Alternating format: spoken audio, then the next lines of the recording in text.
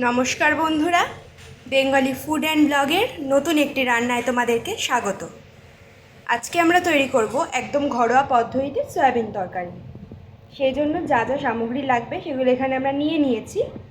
এই দেখো, এখানে আমরা সয়াবিনটাকে সিদ্ধ করে রেখেছি, আলুটা ডুমু ডুমু করে কেটে সিদ্ধ করে রেখেছি।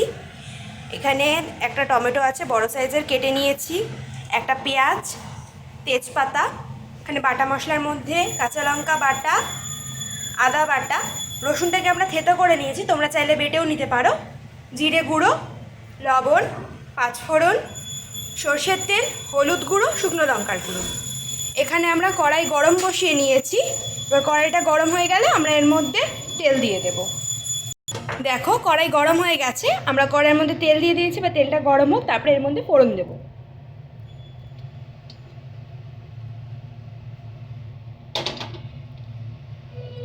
দেখো, তেলটা গরম হয়ে গেছে, এবার এর মধ্যে আমরা পেঁয়াজ ফোড়ন দিয়ে দিচ্ছি।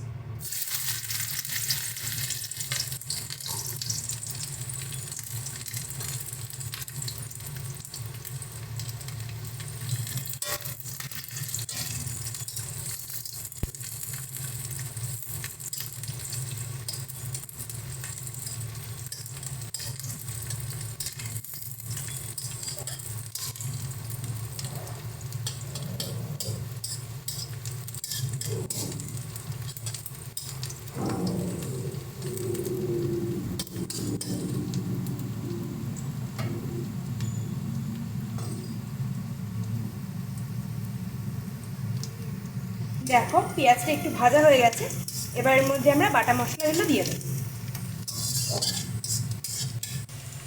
প্রথমে আমরা আদা বাটাটা দিয়ে দেবো, কাঁচা লঙ্কা বাটা, রসুন যেটা থেতো করে রেখেছিলাম রসুন, আর জিরে গুঁড়ো। সব কিছু দিয়ে ভালো করে মশলাটাকে কষিয়ে নিতে হবে।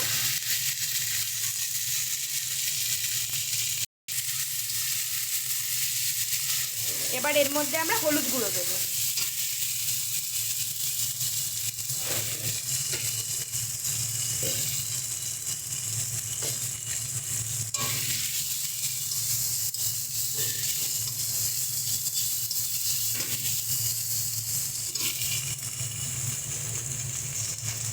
শুকনো লঙ্কার গুঁড়ো যে যেরকম ঝাল খাবে সেই অনুযায়ী শুকনো লঙ্কার গুঁড়োটা দেবা।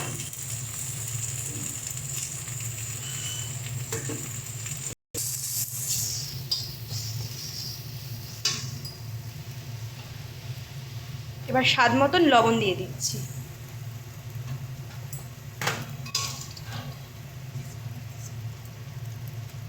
তেজপাতা দিয়ে দেবো।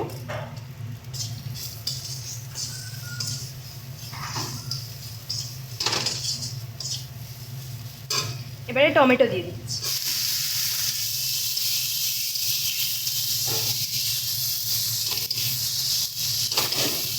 সমস্ত মশলাগুলোকে খুব ভালোভাবে কষিয়ে নিতে হবে।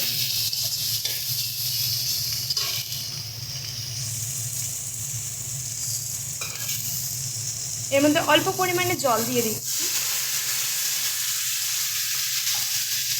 যাতে মশলাটা কড়াই গায়ে লেগে না যায়।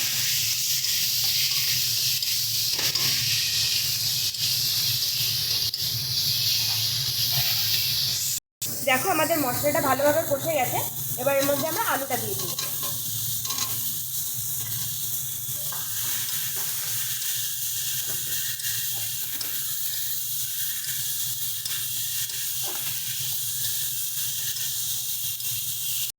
এবার এর মধ্যে আমরা সয়াবিনটা দিয়ে দিচ্ছি।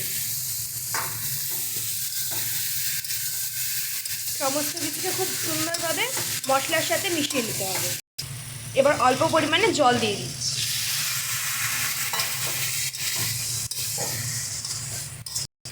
তোমরা যদি রুটির সাথে খাও তাহলে এরকম মাখা মাখাই রাখতে পারো, কিন্তু এটা যেহেতু ভাতের সাথে খাওয়া হবে, তো সেই জন্য আমরা একটু পরিমাণ মতন ঝোল দিয়ে দেবো।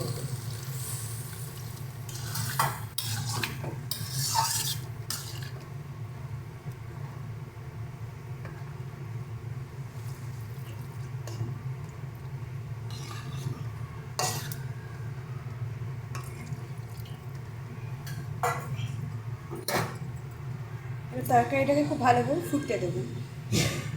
দেখো, আমাদের তরকারিটা খুব সুন্দরভাবে ফুটে গেছে, এবার এটা আমরা নামিয়ে নিচ্ছি।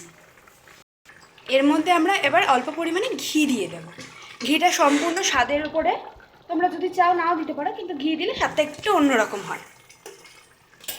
ভিডিওটি ভালো লাগলে অবশ্যই একটি লাইক, কমেন্ট এবং শেয়ার করে দেবেন। আর চ্যানেলে যদি নতুন হয়ে থাকেন চ্যানেলটি সাবস্ক্রাইব করে দেবেন। ধন্যবাদ।